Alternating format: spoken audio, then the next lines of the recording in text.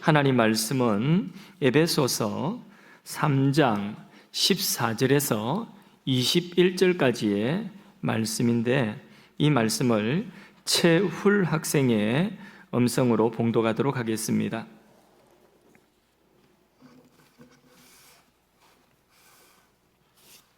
봉독하겠습니다.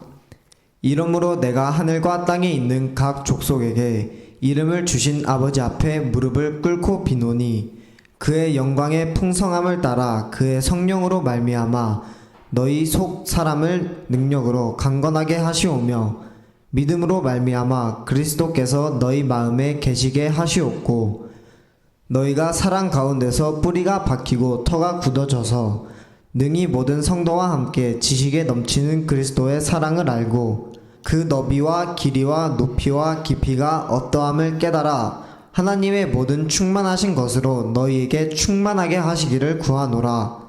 우리 가운데서 역사하시는 능력대로 우리가 구하거나 생각하는 모든 것에 더 넘치도록 능히 하시리에게 교회 안에서와 그리스도 예수 안에서 영광이 대대로 영원무궁하기를 원하노라. 아멘. 아멘. 오늘 이 본문 가지고 성도의 가치관이라는 제목으로 함께 은혜를 나누도록 하겠습니다. 저는 커피를 좋아하는 편입니다. 그래서 새로운 원두를 받으면 그 원두를 뜯어서 제일 첫 잔은 에스프레소로 그렇게 진하게 한 잔을 마셔봅니다. 그 이유가 뭐냐 하면, 그렇게 진하게 원액을 마시면 그러면 입안에서 그 커피 본연의 그 원두의 그 종류대로 그 맛을 아주 깊게 느낄 수가 있습니다. 아, 요런 맛이구나 하고, 그 다음부터는 뭐 라떼도 만들어 먹고 또 그냥 아메리카노도 만들어 먹고 이렇게 합니다. 근데 그렇게 쓴맛 때문에 어떤 분들은 그 쓴 것을 싫어하기 때문에 원액을, 에스프레소나 이런 원액을 싫어하고 또 마시지 않는 분들도 있습니다. 왜냐하면 그 쓴맛이 입에 익지 않아서 그런 것입니다. 사람들이 사는 모습도 비슷한 것 같습니다. 본질, 순수한 것, 때묻지 않은 것, 좋은 줄 알죠, 그죠? 그런데 그 순수한 본질에 사람들이 익숙하지 못한 경우가 많이 있습니다. 만일에 여러분의 자녀들이 너무 순수하고 너무 때묻지 아니하여서 정말 이 세상에 이렇게 깨끗하고 순수한 아이가 있나, 이러면 마냥 부모 입장에서 좋기만 합니까? 그거 아니죠, 그죠? 솔직히 걱정이 많이 되죠, 그죠? 저래가지고 어떻게 세상을 살겠나 앞으로, 이런 생각을 하게 됩니다. 그러면서 기왕이면 좀 더 깨가 있고, 그리고 또 경쟁심도 좀 있고, 적당히 어느 정도까지는 조금 이기적인 그런 아이가 오히려 안심이 되기도 합니다.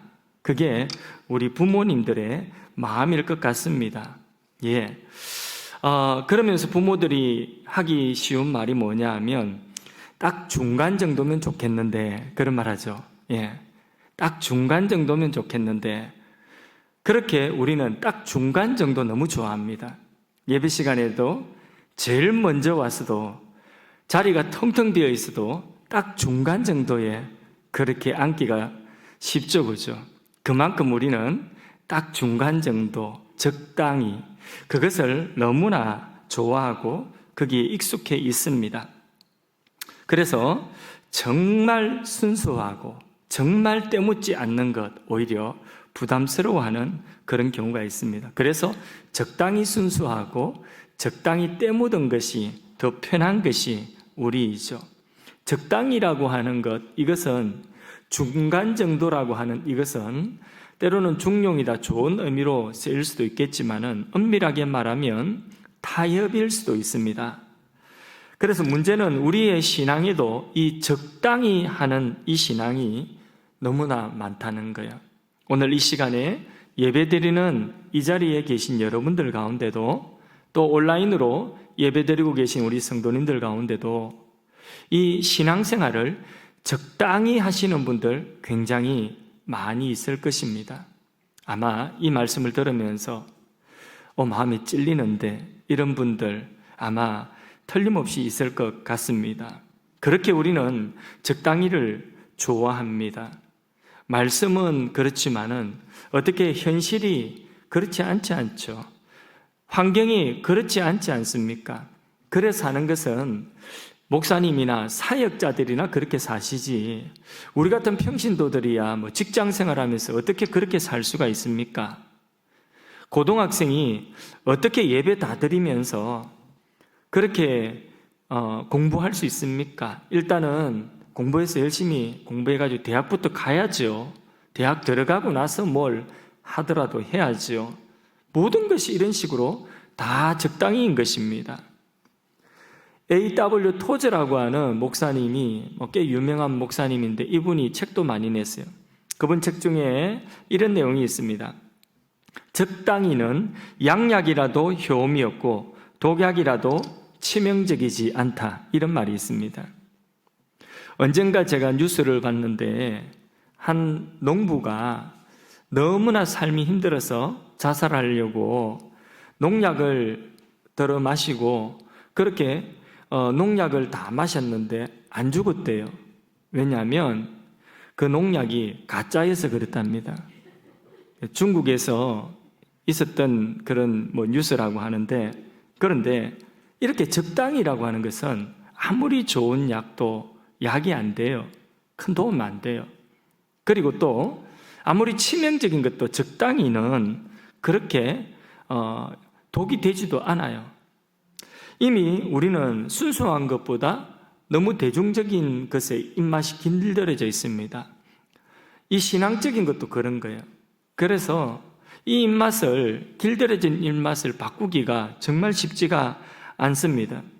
그러나 바울은, 오늘 에베소서를 기록한 이 바울은 이 성경 말씀을 기록할 당시에 영감으로 충만해서 그의 신앙은 적당히가 아니라 순도 100%에 가까운 그런 신앙이었다고 해도 과언이 아닙니다.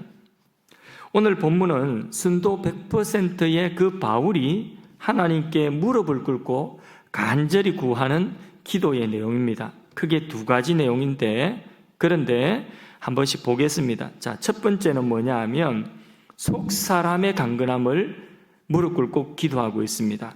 14절에서 16절까지 말씀을 합독해서 읽어보겠습니다. 이러므로 내가 하늘과 땅에 있는 각 족속에게 이름을 주신 아버지 앞에 무릎을 꿇고 비노니 그의 영광의 풍성함을 따라 그의 성령으로 말미암아 너희 속사람을 능력으로 강건하게 하시오며, 속사람을 하나님의 능력으로 강건케 하여 주옵소서. 이렇게 무릎 꿇고 바울이 기도하는 것입니다.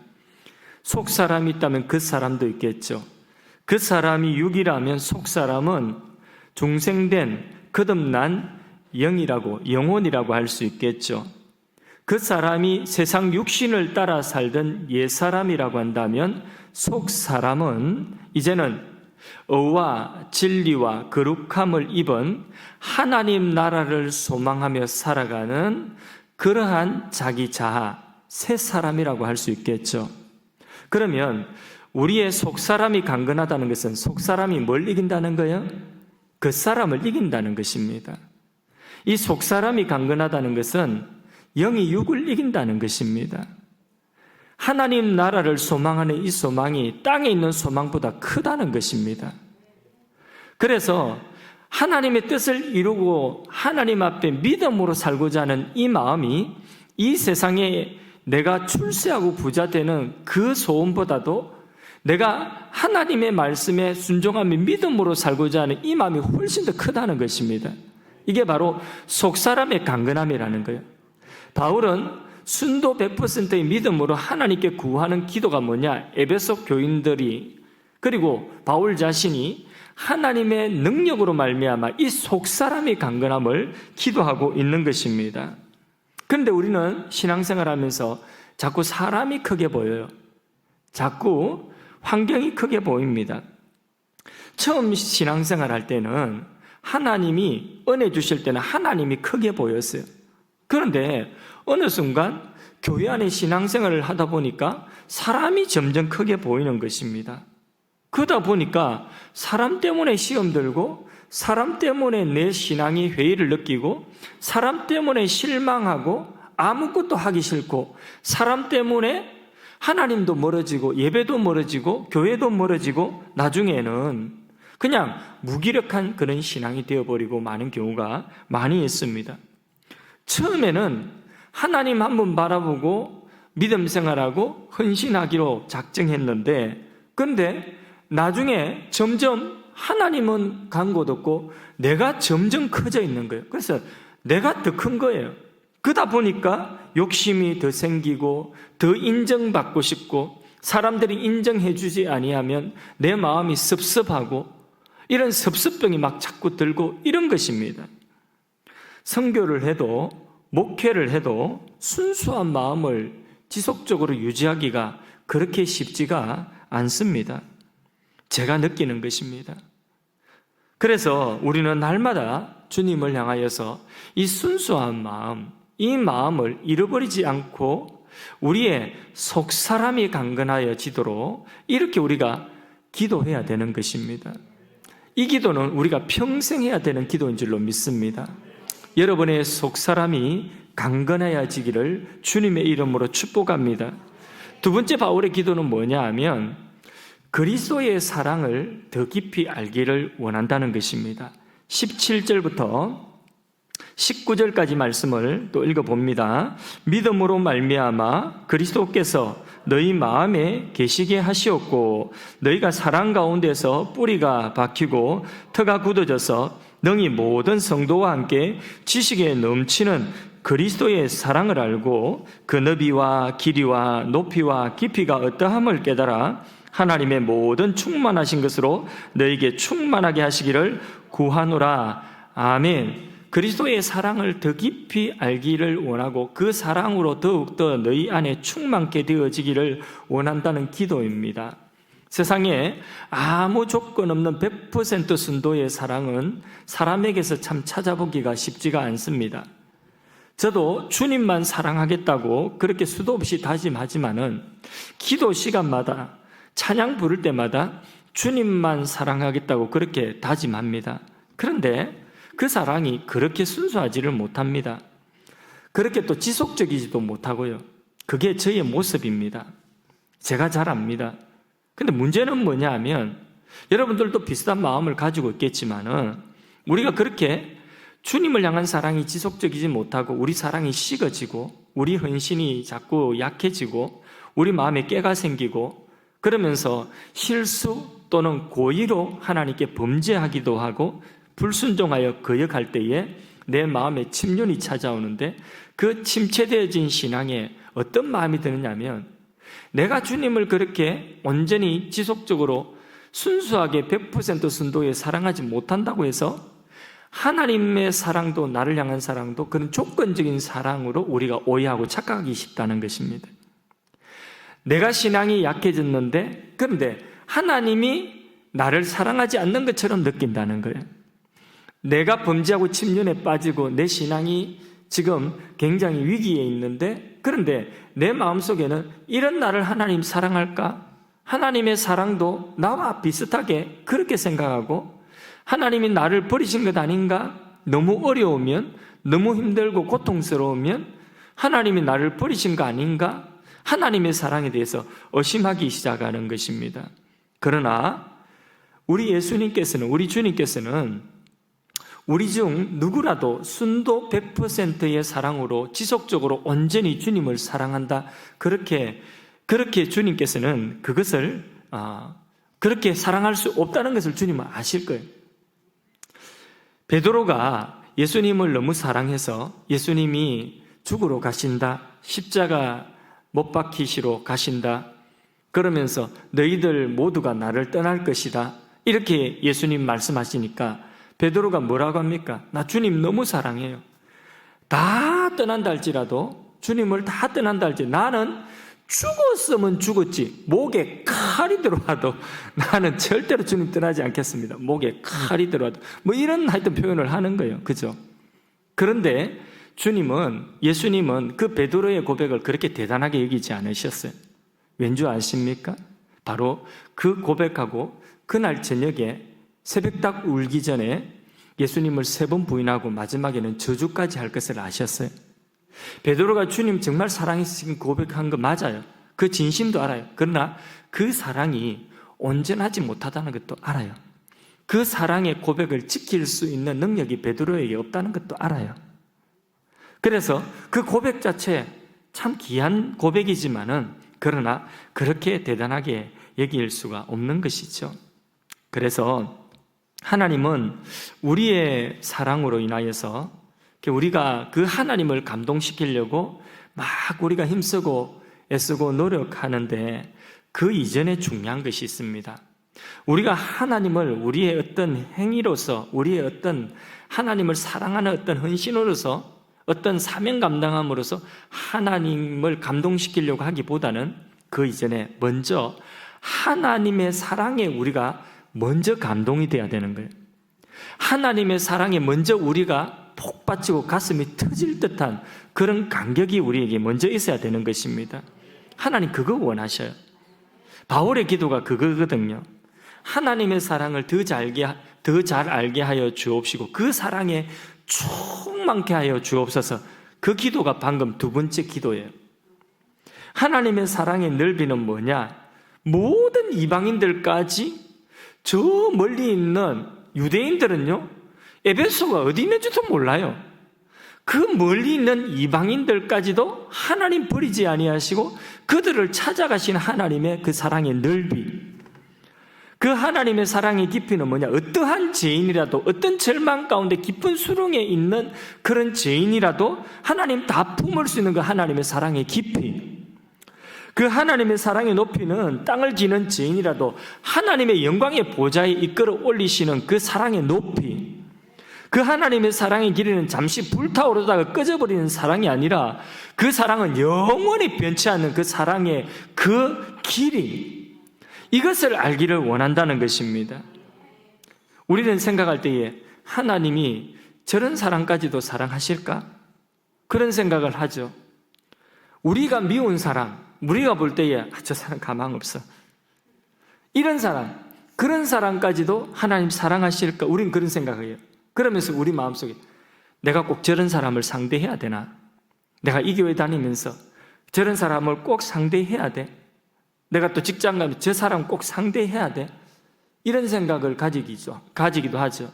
그러면서 내가 뭐 그렇게 할 필요 있어? 그러면서 저 사람도 전도해야 돼? 또 어떤 경우에는 그 민족, 저 일본 같은 나라에도 우리가 선교해야 돼? 이런 생각들이 들 때가 있습니다. 그러면 뭘 생각하라고요? 하나님의 사랑의 넓이를 생각하라는 거예요. 감추어진 나의 죄로 인하여서 그 죄책감에 내 영혼이 침륜에 빠질 때에 하나님의 사랑의 깊이를 생각하라는 것입니다. 하나님이 더 이상 나를 사랑하지 않은 것 같거든 하나님의 사랑은 변함없는 영원한 하나님의 사랑의 그 영원한 길이를 생각하라는 것입니다. 또 우리 안에 하나님의 그 사랑이 의심되어지고 내가 왜 이렇게 초라하게 살아야 하는가?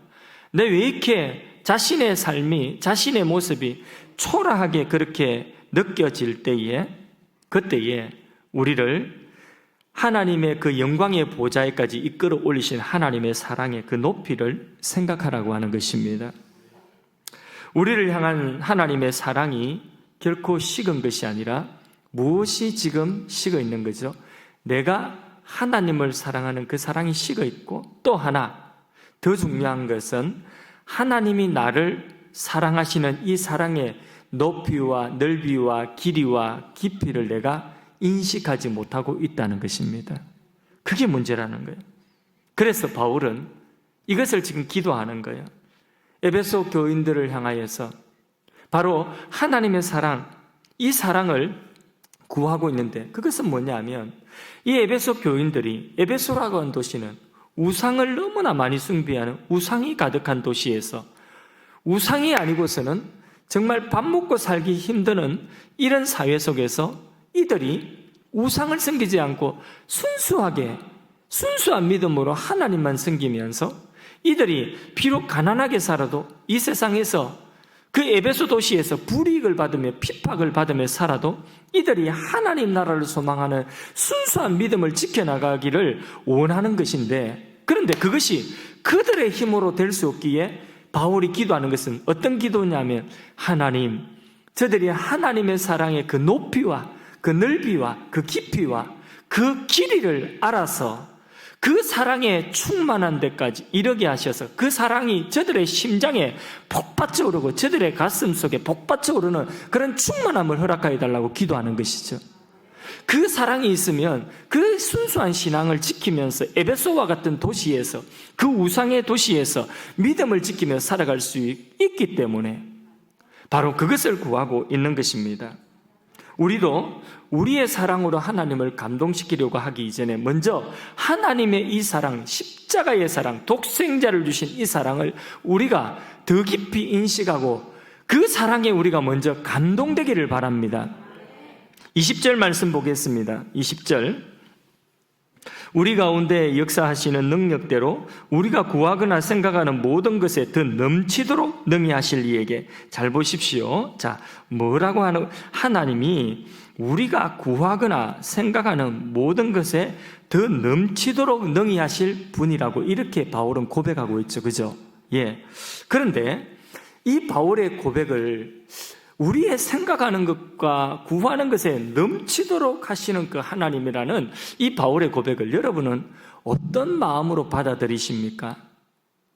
어떤 분들은 뭘 넘치도록 구하고 생각하는 것보다 넘치도록 주신단 말인가? 나 지금 이렇게 바닥을 끓고 있는데, 최고 밑바닥까지 내려가서 바닥을 빡빡 끓고 있는데, 내가 열심히 안 산 것도 아니고 열심히 살았고 나름대로 신앙생활을 한다고 하고 있는데, 그런데 뭘 구하고 생각하는 대로 넘치도록 주셨다는 말인가? 나는 여전히 경제적으로 빈곤 속에 있고, 나는 아이들에게 신경 쓴다고 신경을 썼지만은 그럼에도 불구하고 우리 아이들은 내 뜻대로 움직여주지 않고 맨날 맨 뒤에서 놀고 있고, 이런 모습을 보면서 또 이러다가 내가 덜렁병이라도 나서 쓰러지면 어떻게 하지?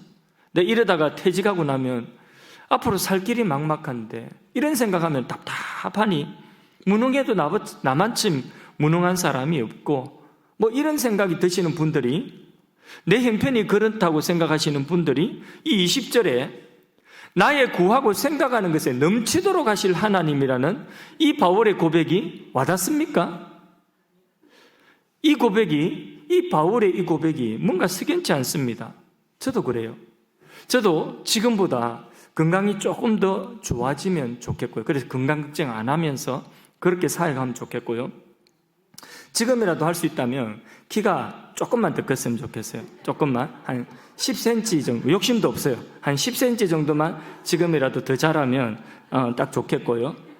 설교도 조금 더 잘했으면 좋겠어요. 설교도 장경동 목사님처럼 막 그렇게 재밌게 좀 설교를 좀 했으면, 진지한 설교, 깊은 설교라도 좀 재밌게 이렇게 좀 했으면 좋겠고, 베드로처럼 한 번 설교에 3,000명씩 회개하는 그런 열매가 좀 있었으면 좋겠습니다. 교회도 기왕이면 지금보다 조금 더 영향력 있게 그렇게 성장해 나갔으면 좋겠고요.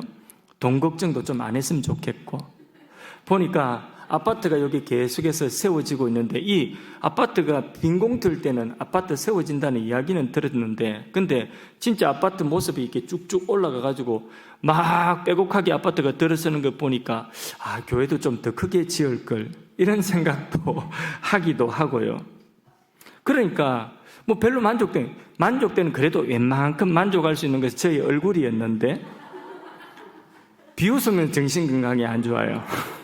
그런데 온라인으로 이렇게 인터넷으로 제가 제 설교를 가봐보니까 마음에 너무 안 드는 거예요. 표정도 그렇고 마음에 안 들어요. 그러니 저의 이런 원함을, 끝도 없는 이 원함을 갖다가 한번 생각해 보세요. 우리의 생각하는 것과 구하는 것에 넘치도록 능히 하실 하나님이라는데, 나의 원함은 여전히 채워지지 않고 끝도 없는 이 원함은 내게 아직도 가득한 거예요. 여러분 그렇지 않습니까? 자, 그러고 보니 하나님은 어찌 보니까 선한 분이 아닌 것 같기도 해요. 왜? 아버지가 만석군이면 뭐해?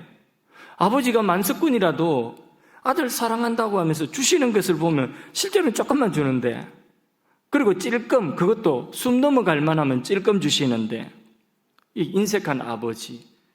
근데 여러분 보십시오.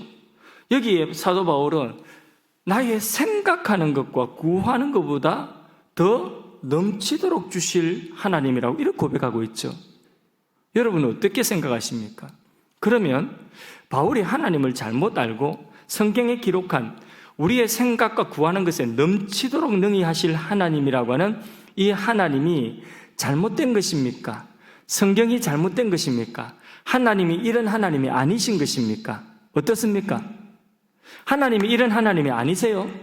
성경이 잘못됐어요? 그건 아니죠, 그죠? 근데 왜 나는 이렇게 넘치지 않아요? 나는 왜 이렇게 바닥을 긁고 있어요? 내게는 왜 이렇게 끊임없는 이 원함이 내게 계속 있습니까? 무엇이 문제입니까? 예? 그래서 오늘 우리가 하나님이 문제가 없다고 한다면 하나님이 정말 성경에 기록한 대로 순도 100%가 바울이 고백한 그 고백대로 하나님은 우리의 생각과 구하는 것에 넘치도록 하실 하나님이 분명하다고 한다면 무엇이 문제인가? 문제는 하나님께 있는 것도 아니고 성경에 있는 것도 아니고 누구에게 있는 거죠? 나에게 있는 거예요. 그래서 오늘 제목이 성도의 가치관이라는 거예요. 가치관. 오늘 제목이 성도의 가치관이라는 그런 의미인 것입니다. 무슨 말이냐? 자, 우리가 세상에서 부자 되고 우리가 무슨 일을 하면 어떤 계획을 하면 그 계획에 막 돈이 막 들어오고 막 사람이 모이고 막 이렇게 뭔가 우리 생각보다 훨씬 더 우리가 부자가 되고 훨씬 더 우리가 형통하게 잘 되어지는 이런 세상적인 가치관에 나의 욕심을 채워주고 이런 가치관을 채워주시는 그런 하나님이 아니라 하나님이 내가 생각하는 것보다 하나님의 계획과 하나님의 나라가 내가 생각하는 것보다 훨씬 더 내가 구하는 것보다 훨씬 더 크고 넓고 깊고 높게 길게 그렇게 역사하시는 하나님이시라는 거예요. 우리의 가치가 달라지지 아니하면 방금 제가 이렇게 툭 던진 이런 하나님에 대한 뭔가 석연치 않은 그거는 어떤 사람에게만 해당되는 거야. 나는 여전히 바닥을 긁고 있어. 이래 되는 것이죠. 그러니까 우리는 우리의 가치관의 변화가 있어야 되는 것이에요. 그러니까 우리의 그 사람의 원함을 하나님이 막 끝도 없이 채워주는 이런 하나님이 아니라 우리의 속 사람의 원함이 구하는 것보다 훨씬 더 큰 하나님의 역사를 나를 통하여 이루어가고 계시는 그것. 바울을 통하여 보면 바울은 유대인이었어요. 그래서 구원이 유대인 히브리 민족 안에 있는 줄 알았어요. 그런데 하나님의 계획은 그것이 아니었다는 거예요. 나를 넘어서 우리 민족 이스라엘을 넘어서 생각지도 못했던지 에베소라고 하는 유럽에 있는 그런 민족까지도 그런 사람들까지도 하나님 사랑하셔서 그들도 버리지 아니하시고 그들을 향하여 복음이 전파되게 하시고 그들을 향하여 복음이 전파되는 그 일 누구를 사용하고 계신 거예요? 사도 바울 자신을 사용하고 계신 것을 생각하니 자기의 생각과 구하는 것에 넘치도록 역사하시는 하나님의 그 계획에 심장이 뛰는 것이에요. 생각하면 가슴이 두근거리는 것입니다. 이런 바울의 마음, 그 마음으로 이 고백을 하고 있는 것입니다. 그래서 우리가 이 세상 살아가면서 바울처럼 이 일을 위하여서 매를 맞고 감옥에 갇혀도 기쁘고 감사하다 하는 것은 가치관의 변화가 있는 것이죠.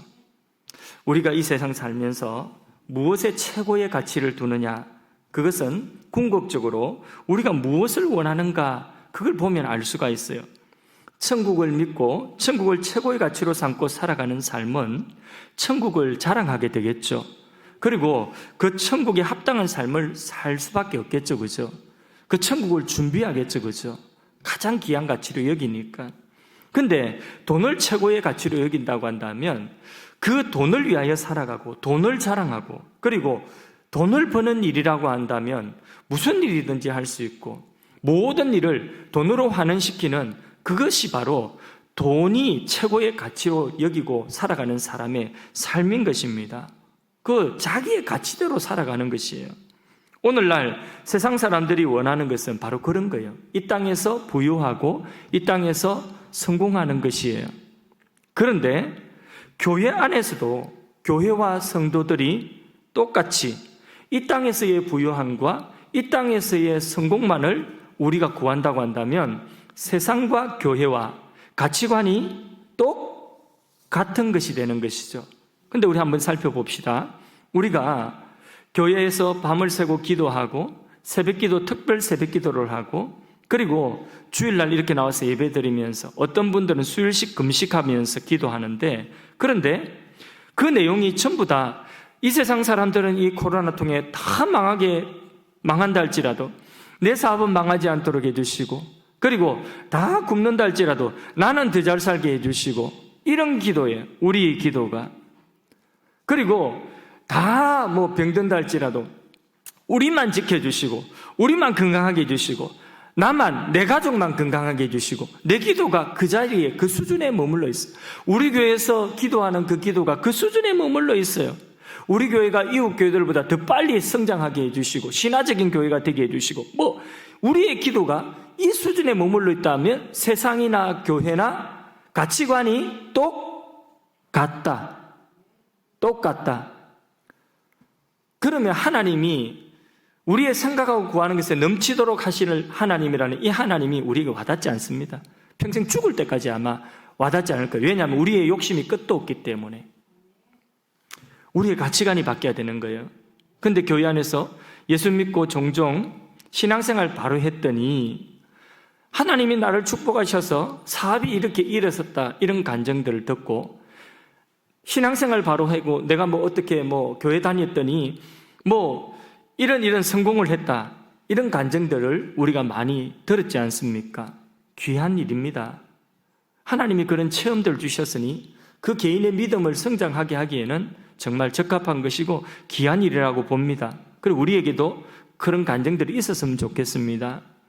그런데 그런 간증으로 어린 교인들을 격려는 할 수 있는데 솔직히 예수 믿지 않는 사람들에게 그 간증을 가지고 가서 하나님은 이런 전능하신 하나님이니까 당신도 예수 믿으라고 이렇게 한다고 한다면 그러면 그것이 복음이 된다고 한다면 여러분 그 복음은 정말 온전한 복음이 될까요?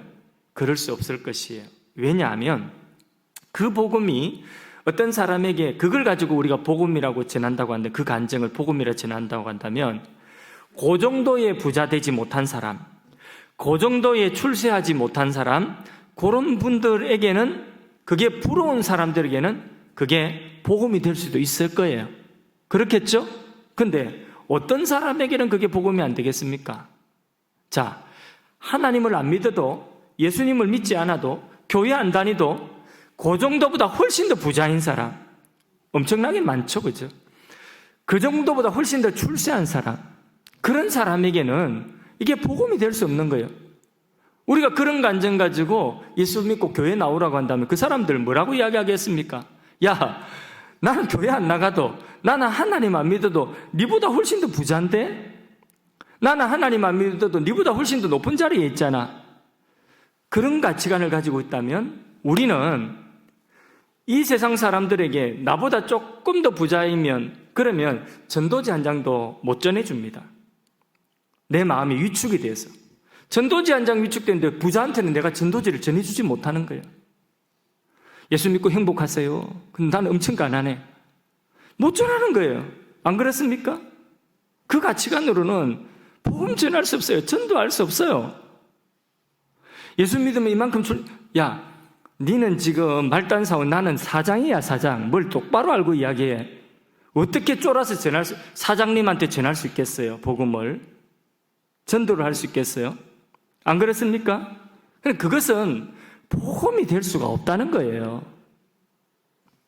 그래서 우리가 이 세상 살아가면서 정말 나의 존재가 가치가 있고 나의 존재가 귀한 것은 무엇이냐면 내 안에 살아계신 하나님, 온 우주를 만드신 하나님이 나의 하나님이 되시고 그 하나님이 나와 함께하고 계시다는 거예요. 그 하나님이 내게 주신 하나님의 나라 천국이, 하나님의 나라가 내 안에 있다는 것입니다. 그 하나님 나라의 영원한 생명이 내 안에 있다는 것입니다. 이것이 나의 진정한 가치이죠. 그러면 우리는 이 가치관이 회복되어지면, 나는 우리 사장님에게도, 오늘 내가 신입사원이라 할지라도 우리 사장님하고 밥 먹을 기회가 있으면, 사장님 교회 다니세요? 예수 믿으세요? 하고 담대하게 말할 수가 있는 거예요. 나보다 훨씬 더 부자인데, 나는 정말 가난한데, 그 부자에게 내가 전도지를 전해주면서 예수 믿고 당신 행복하세요 말할 수가 있는 것이고, 전할 수가 있는 것입니다. 뭐가 바뀌어야 되죠? 가치관이 바뀌어야 된다는 것입니다. 이것이 성도의 가치관인 것입니다.